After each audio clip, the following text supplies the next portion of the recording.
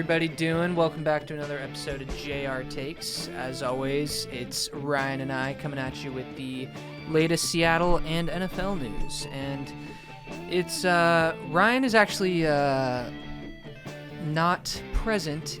We are doing a kind of a hybrid Zoom / well, we're actually using Discord, but and you can finally hear much better by myself crystal clear. What's up, everybody? Yep, that's Colby behind the mic, behind the production of the pod.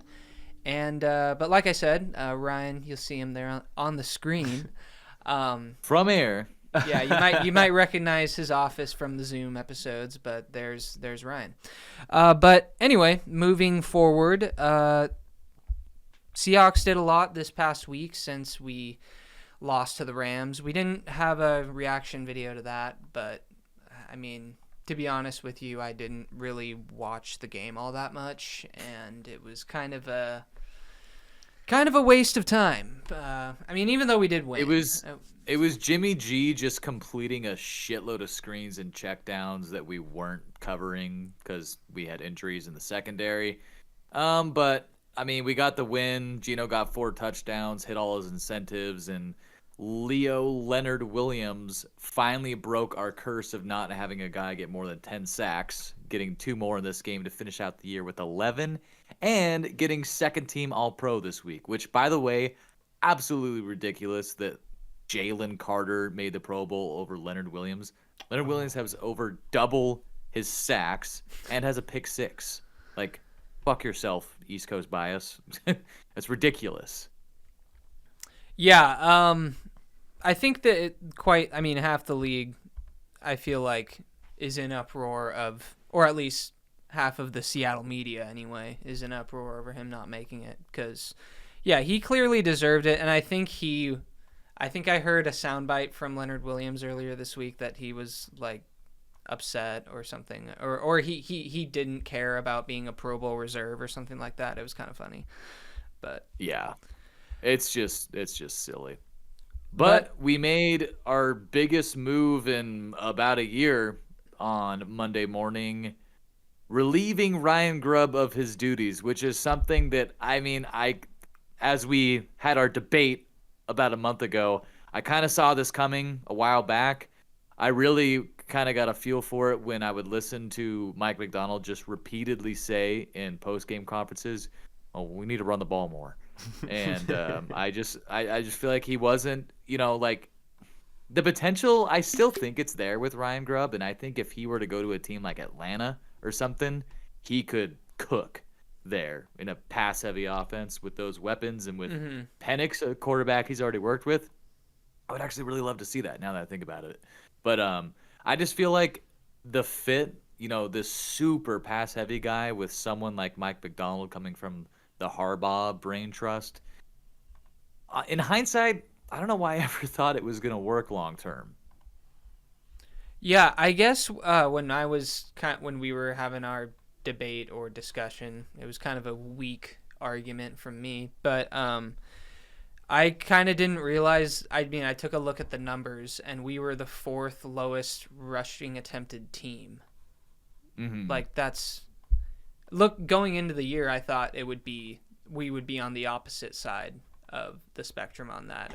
I thought we'd be like the 4th most attempted team to rush. So, clearly, it's not even. What was that? It's not even like I want us to be a super run-heavy team or anything like that. I just want us to be balanced, or at least have the threat of the run game, so we try more play action, and the play action people actually bite on it, because we would run so little that when they ran play action, teams would just be like, okay, well, we know they're not running, so just go kill Gino. And that's what we were dealing with a lot. Right, and I think, looking at that Chicago game, we started off the game running the ball really well, and then we kind of just ditched that game plan altogether, which was crazy to me. But I think that 6-3 win was maybe the nail in the coffin. I don't know if they had made this decision. I mean, like you were saying, Mike McDonald had been saying every post-game interview, we need to run the ball more. So, And I think you and I and a lot of Seahawks fans included can all agree We expected to be a more run-heavy team than we were. Yeah, or just, be competent with it. You don't need to be a top 10 rushing offense to get what you need out of your offense, but you need to be able to functionally do it, which we most of the year could not, and then when we could, we're like, this is working great. Let's throw. Like it was pretty mystifying. But looking ahead at some of the options out there, we requested a couple of interviews this week for offensive coordinators. One of them is the former play caller for Russell Wilson, Clint Kubiak. And he is currently with the Saints, but with the Saints firing their head coach in the middle of the season, it kind of makes it less likely that they will retain the staff. I mean, think of what happened with Pete Carroll last year when once he was gone, like everyone was gone, more or less. Well, Clint Kubiak, wasn't that a hot name like two seasons ago? Yeah, he's been around. I know Saints fans aren't thrilled with him, but I do think back to before their entire team got injured. They were flying high on offense to start the year, and I thought we were seeing some real progress with the rattlesnake under Clint Kubiak. Another name was the offensive line coach from the Lions. I can't find his name on Field Goals right now, but just know that that's another option out there. And then one name that I saw floated that I'm really hoping they don't go for because it's from a terrible situation. The current interim head coach for the Bears is an option. No. Please no. Yeah. So I'm sure we'll see lots of names floated out there. I mean, this happens with every hiring cycle. We saw it last year. They interviewed tons of head coaches, tons of offensive coordinators. So it'll probably be a few weeks before we got our guy. But I guess right now, I would be Mike Kafka, Frank Smith, Mike LaFleur, Brian Schottenheimer, and Doug Peterson. There's just the first name. It's just some names. Brian Schottenheimer.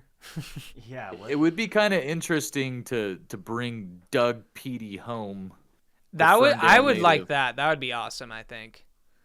I just wonder if he's getting old, he's kind of done it all, and he seems to build something up pretty quick and then crater also pretty quick the last two situations he's been in. But I mean, I'd be down for the ride, I guess. I think going with someone with a experience like that is a smart move for what we're trying to do. But as far as the most exciting mystery box, to me, it's that I think you said it's Frank Smith, the offensive line coach from Detroit.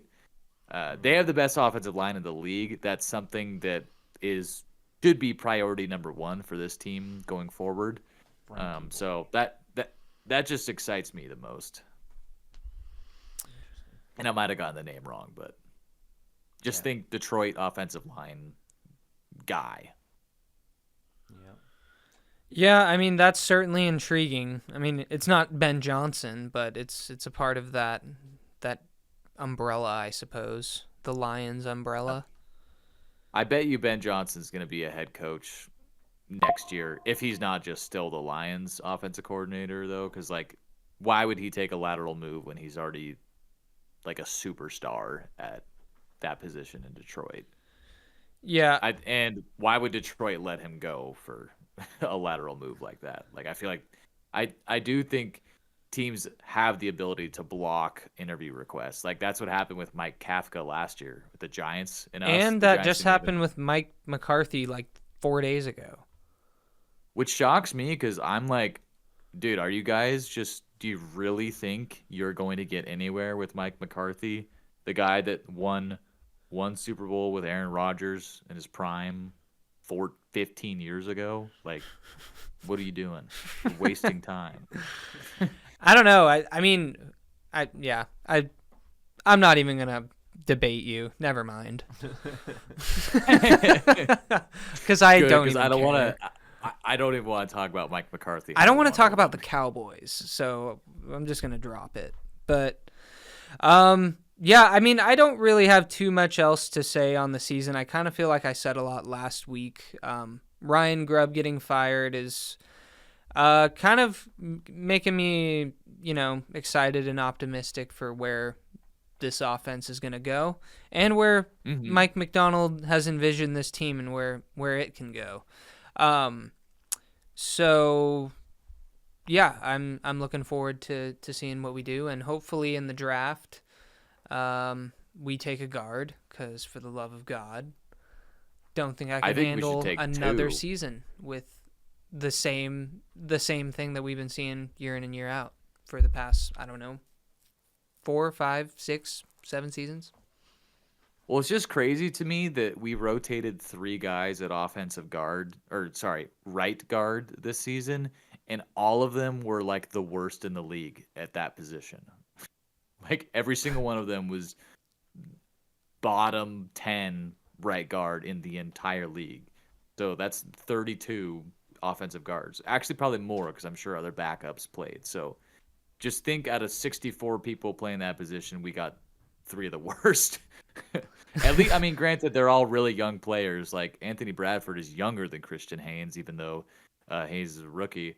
But Laumea, while he showed some promise, he had like a 36 PFF grade, which is you should be on a practice squad. So yeah, it's not a good spot to be in. Like, sure, could these guys get better? Absolutely. With a offensive line focused coordinator, sure. But I mean, Ryan Grubb was an offensive line coach, so I don't know. Maybe we just need new players. Yeah, and I do kind of like the idea of, like, I think I heard someone talking about this the other day, but like the idea of kind of leaving the center position alone and taking a chance on Olu and addressing the guards as like the higher need, because I kind of liked what I saw from him throughout the final stretch of the season. I think with better guard play next to him, he would look a lot better, and he's a smart player.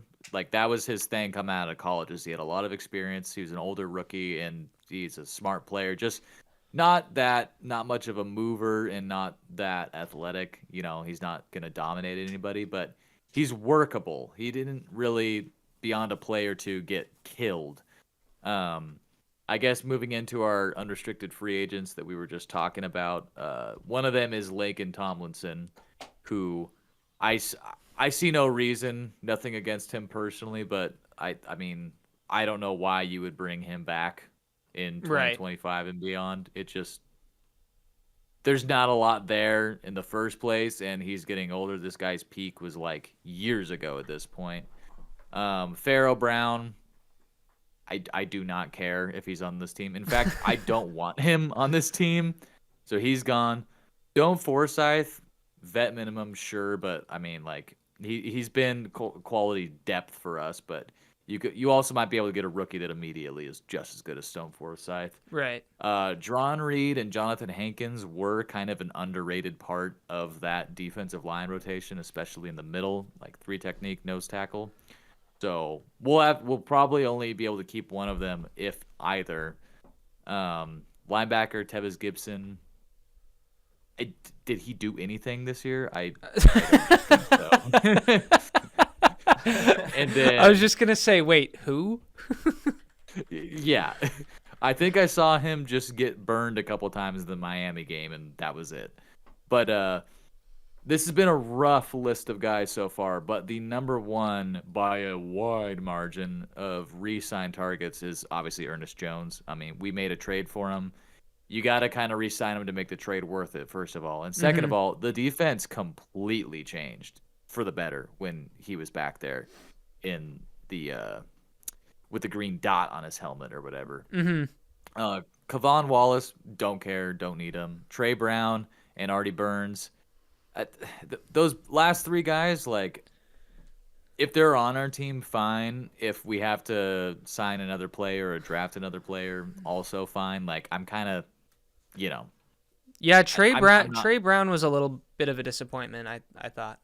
Because I kind of just felt like he started off his career injured and then got healthy, and there was kind of some hype behind that because we hadn't seen him, and he was, what was he, a 2nd or 3rd round pick? I can't remember. Or was he a 4th? I think he was like a 4th round pick, okay. But it was that year. It was the 2021 it was the year we had draft 3 picks. where it was. Yeah, it was Eskridge, him, and Forsyth. So now that we're at the other end of those contracts, what an awful draft. like, like, what a horrible draft, especially when Creed Humphrey was right there. Like, yeah. Yeah, definitely not John's good. lucky to have a job after that one.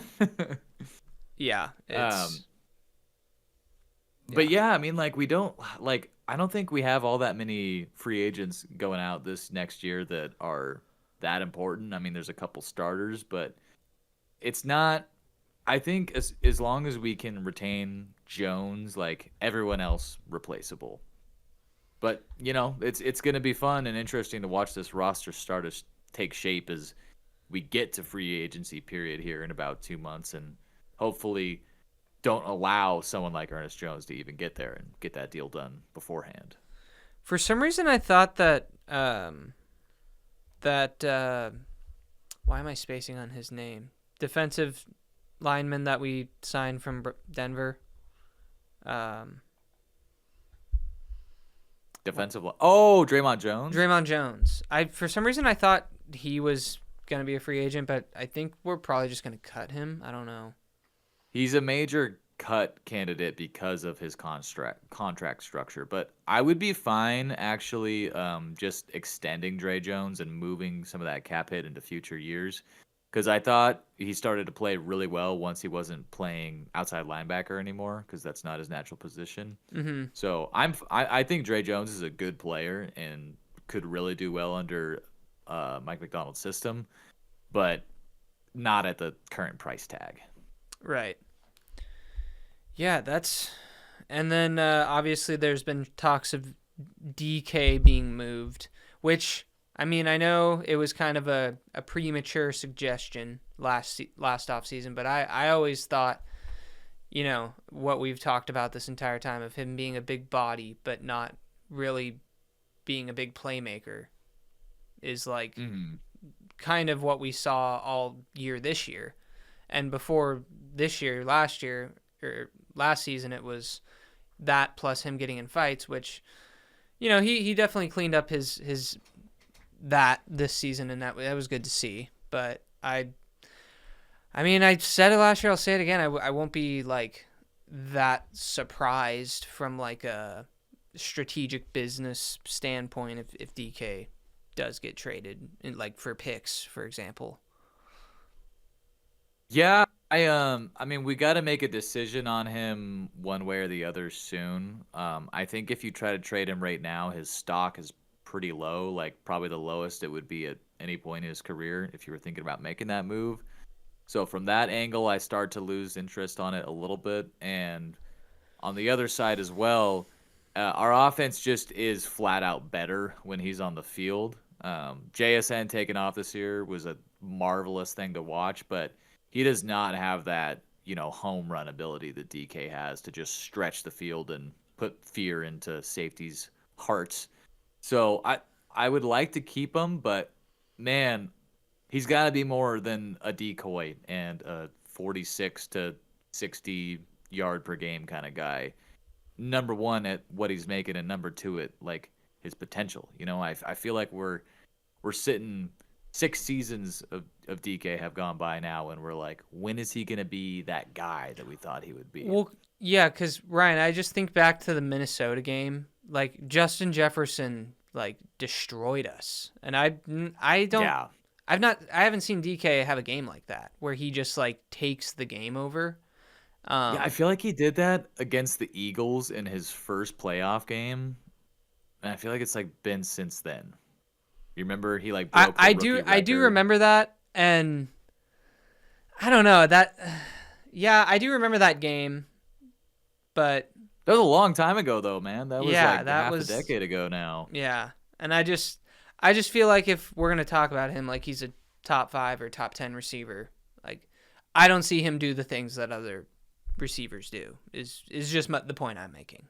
So yeah, well, and to be frank, I just don't think he is a top 10 receiver. I think you make an argument for like top 15, but I would only be comfortable saying like top 20 at this point, because there's a lot of good receivers out there. Yeah, and there's a lot of receivers that, sure, they're not nearly the specimen that he is, but they are way better contested catches than him. And that's my biggest point of frustration with DK is he should be amazing at that, but he's like below league average at contested catches. Yeah, it's so weird. Just because he's got like the biggest fucking arms you've ever seen on a receiver, and he can't like muscle people like from the ball. Yeah. It's just As we said earlier, like he's just got to work with Bobo on that because Bobo's really good at that. I can't believe that. That Bobo would be better than him at that. Yeah. Well, it's like, like obviously Bobo's never going to be a star, but the fact that he can be a semi-productive NFL receiver with like 1/10 the athleticism and strength of DK shows like, dude, like you can learn from this guy, Yeah. And funny enough, Jake Bobo's a really old player for being a second-year guy. Like I think he's about the same age as DK. Like he's like 26. Yeah. Ryan, do you want to kind of move forward and talk about the let's get to our playoff predictions. NFL playoff This was predictions? kind of So I a think little first and primer. foremost, before we give our playoff predictions, or I guess, well, yeah. I just got to note, or I guess want to reflect back on our predictions for who we thought would make the playoffs in the first place. And I got to say, my gut, all the teams made it that was in my gut feeling. Like, I knew that was going to happen. But, like, what I wanted, which was what I predicted last week, this is actually flipped upside down. Mine's the one next to Ryan's. But I had the Bengals making the playoffs. Oh no! Oh That God! was a disaster. Just everyone ignore that. That Just was so bad. we'll have to call Men in Black to wipe that from everyone's memory. I can't But- believe it. the worst part is I don't even know what just happened. Okay. It's not that big of a deal. But yeah, I had the Bengals making the playoffs. That was just because, I mean, Joe Shiesty had 43 touchdowns and 9 interceptions. I mean, it's disgusting that they missed the playoffs and that the fucking stupid Sean Payton, Bo Nix Broncos made it. They're gonna get blown out by the Bills. So have fun watching that, Broncos fans. And then I think Ryan. Let's see. Ryan had the Dolphins making the. Okay, wow. I flubbed that hard because I looked at the fact that the Dolphins just had to beat the Jets basically, and they were in. I think the Broncos had to lose too, but they were playing the Chiefs, and at the time I didn't know the Chiefs were just gonna, throw the game. Yeah. Looking back at it, I should have known that Tua wasn't gonna play, and that was just dumb. But I think besides that, everything else was the same. Yeah. Yeah, so for the actual playoff brackets, Colby, you want to... You want to pull yours Yeah, up? who wants to go first? How about you go first, Jonah? Okay, yeah. So this is yours, I believe. Yeah, so for mine, I kind of So had to change it up a little bit. I guess Brian won't be able to see it, huh?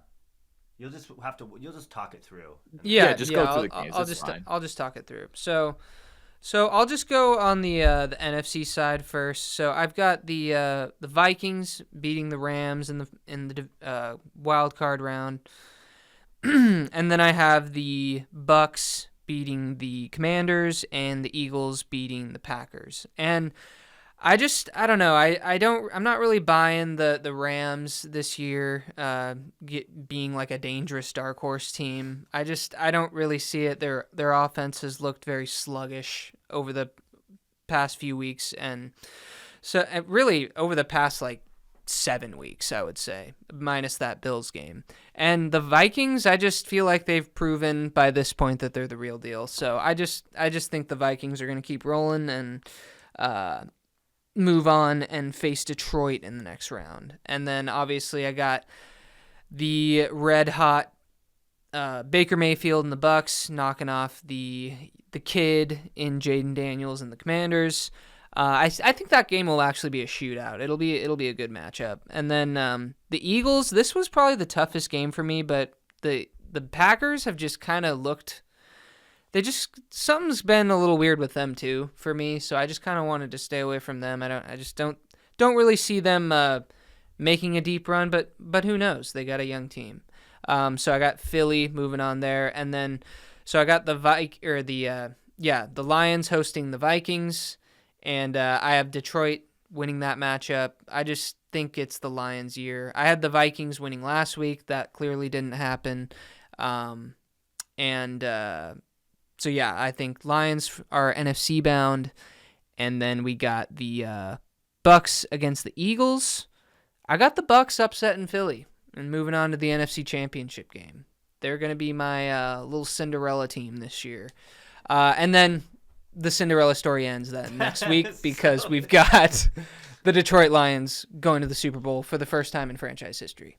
Ayo. So yeah, that's kind of my NFC situation we got going on there. And then going through the first round, Houston, LA. Got to give it to the Chargers. Houston has looked like the worst team in these playoffs over the stretch of the past few weeks, and I don't see them turning it around.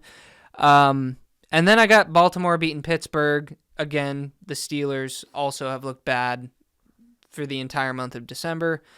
Buffalo Bills, they're going to rout Denver. It's not going to be close. And then Chiefs, Chargers. Unfortunately, the Chiefs are going to win that game. The Ravens, Bills. This was a tough one because I really want it to be Bills, Lions this year for the Super Bowl, but I just know that that's not going to happen. That's too good to be true. So I got the Ravens knocking off the Bills. And then this was actually maybe even tougher than that choice because I just really think the Chiefs are going to three-peat, unfortunately, but I have to believe that this is Lamar's time where he shines and gets red hot for the playoffs that everyone has been saying he can't do for so long. And the Ravens are going to be playing the Lions in the Super Bowl, and the Lions are going to be Super Bowl champs. Wow. So that's pretty similar to what I have playing out here. Colby, you want to pull up the screen I'm sharing? Okay, so now, whoa, crazy. Everything okay? It's funny. Your video, I didn't expect that. Your video camera is also that. No, it's all good. Oh. Yeah, they can see it. That's fine. I'll just run through it here. Yeah, just run through it. So the end result between our two brackets is pretty similar, but starting off, I got the Packers upsetting the Eagles. I all week long was taking the Eagles here, but I was just thinking, Jalen Hurts hasn't played in like 3 weeks here. The Eagles haven't looked that great in the last few weeks, and they played the Packers in a really close game in week 1 and barely won, and it's hard to beat a team twice in a year in the NFL. So I just feel like, one upset has to happen this weekend. I'm taking the Packers. I think the Bucks are just going to outpace the Commanders. They're at home. Baker's been red hot. I know Jaden Daniels has been too, but the Commanders played the weakest schedule in the league this year. Their record is better than the actuality of their team. So I have the Bucks knocking them off, probably in a fun game that comes down to, fourth quarter or so. And then again, I'm picking what I think is going to happen, not what I want to happen.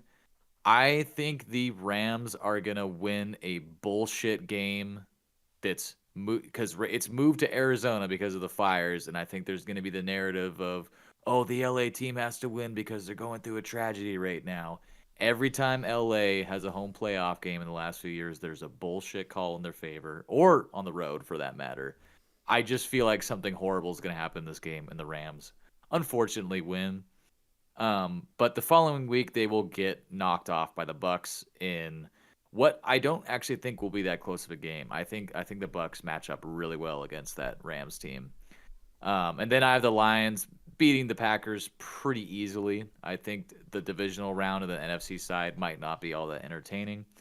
But we get to the conference championship game, and this is a sneaky fun matchup between Bucks and Lions because the Bucks, to me, they're kind of like the 2017 Jaguars, where they got a chance to take this thing all the way to the top after being not the strongest regular season team. But I think they give the Lions a run for their money, but in the end, that Lions offense is just too much, and they find their way to the Super Bowl.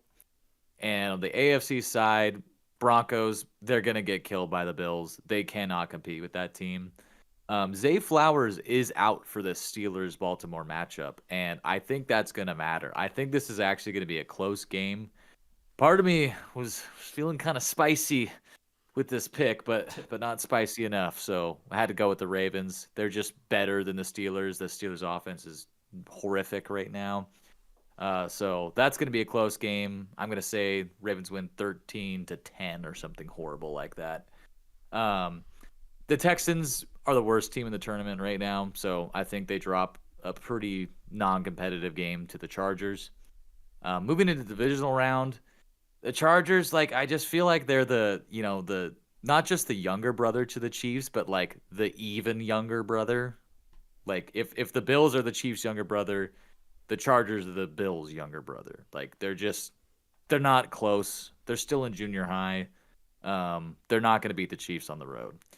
And then Bills Ravens, this is probably the game of the whole tournament, to be honest. This is going to be a slobber knocker.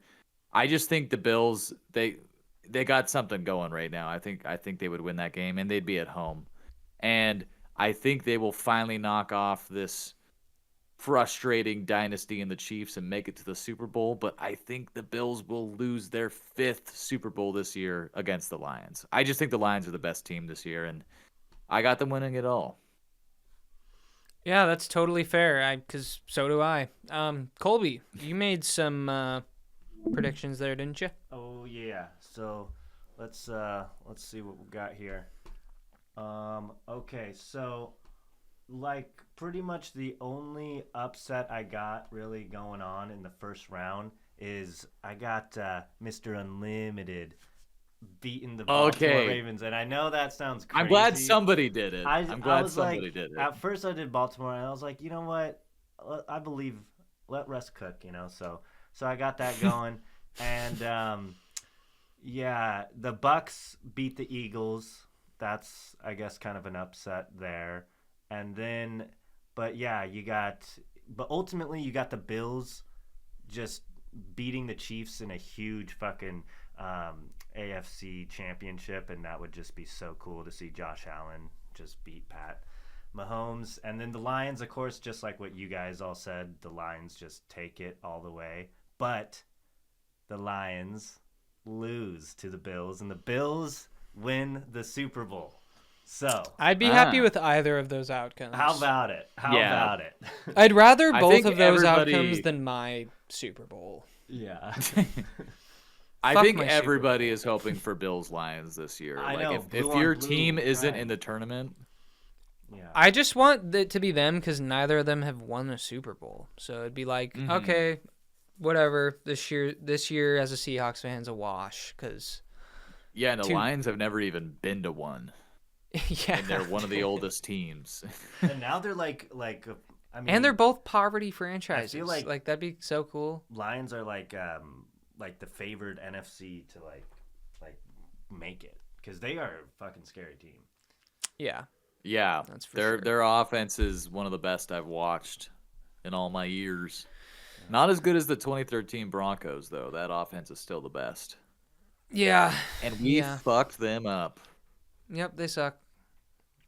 But there you have it. Those are our Super Bowl predictions. I think. I mean, yeah. I hope I'm wrong because I mean, it would be cool to see Lamar finally play well in the playoffs. But I would just rather the Bills and the Lions battle it out for their first title. I kind of want Lamar to just continue to be bad in the playoffs for one more year, and then it'll be his turn. That is my wish. Well, but what about when we get good? And then, because we don't want him to have his year when it's supposed to be our year. Well, when we play the Ravens for the next time, McDonald knows everything about Lamar, so he'll be able to stop him. That's true. The only man that can stop Lamar Jackson in the NFC is Mike McDonald. I hope. We've never even gotten close to beating Lamar, so the next time we get a chance, we we're due. Yeah. Aren't we? We're only 0-2 though against them, right? Yeah, it's only been. I mean, we don't play AFC teams all that much. Yeah. But yeah, that's pretty much all I got for this one. You got Yeah. any other closing thoughts? No, other than I'm still bummed about Joey B not in the playoffs because I had an epiphany. I had a feeling. You know, They did just everything this- they could. what?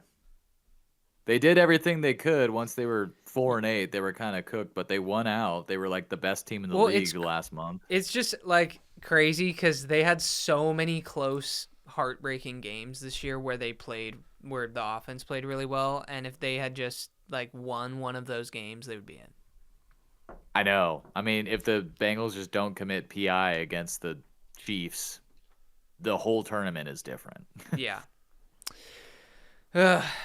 Alas, here we are. Go Lions, go Bills, go Ravens, I guess, if they have to play the Chiefs. Yeah, go everyone but the Rams and the Chiefs, honestly. If that's the Super Bowl, like I might just not watch. I guess I'd root for the Rams. Oh, I can't do it. I hate them too much. You would root for the fucking Chiefs to three-peat, you sick fuck? I would root for a accidental explosion in the middle of the stadium. But Dude. no, yeah, but you realize I'd be if the Rams neutral. win, like, no one's going to care in, like, 10 years. But if the fucking Chiefs win, they're going to be like, this is the greatest dynasty we've ever seen. And they're never going to shut the fuck up about it. So I'm sorry, but I guess go Rams in that scenario. I'm just gonna be go nobody in that scenario. We've had a few of those though. Like we literally had that last year. Last year was our big terrible. Division rival. Yeah. Yeah, because I didn't can't want take 3 Brock years in a Purdy to row. become a Super Bowl champion, and I definitely didn't want the Chiefs to win 2 in a row. So I was like, this is just everyone loses. You know, I looking back at it, it would have been kind of nice if the 49ers won the Super Bowl. Like, grossness aside, just because then the 49ers would for sure pay Brock Purdy a shitload of money. And I think if they do that, I think they are screwed. I think they're going to do it. You think so? Yeah. The question is, are We'll they going to do see. it this season or next season or next offseason? I don't know. I mean, I think if they don't do it this offseason, then he'll just be a free agent. And well, can't who they knows? pay him? Like, can't they? They could tag him, yeah. Yeah. But you're going to franchise tag Brock Purdy? Are you kidding me? Well, why do you don't necessarily need to do anything because he still has another year on his rookie deal. Yeah, I'm talking if they don't sign him to an extension this offseason, that's what they're looking at next offseason. Right, but can't you just like extend him next offseason but it'll just be more expensive than it would now? Well, if they don't do it before free agency starts next offseason, then he can negotiate with anyone, and he'll just be an unrestricted free agent. Right, I'm saying. right. Yeah. Well, hopefully they sign him to like $200 million, and then they can't sign anyone for the next decade, and they go back to being terrible. Yeah. Although I do kind of like when they're good because then it makes the rivalry fun. Like it was kind of boring when we were just whooping their ass every year. For yeah, I mean, literally that's 10 kind of how years. the Cardinals rivalry has basically always been for us. I mean, they were annoying and would beat us at home for like a few years in a row when BA was their coach. That was I feel annoying like as fuck. I feel like we're like 12-3 against the Cardinals in the last decade or something. Yeah. The only like times they beat us, I feel like, was like the couple years after we lost the Super Bowl to the Patriots. Like we like got owned by them at home for like 2 years, and then that stopped. That was terrible. Yeah. I was at a few of those games too. Yeah, it was awful. Anyway, I guess that's all I got for this one. Yeah, we're getting a little off topic here, but thanks for listening. If you have made it this far, don't forget to subscribe and like the video. Yes. And we will see you next time. Yep. See you next time, everybody.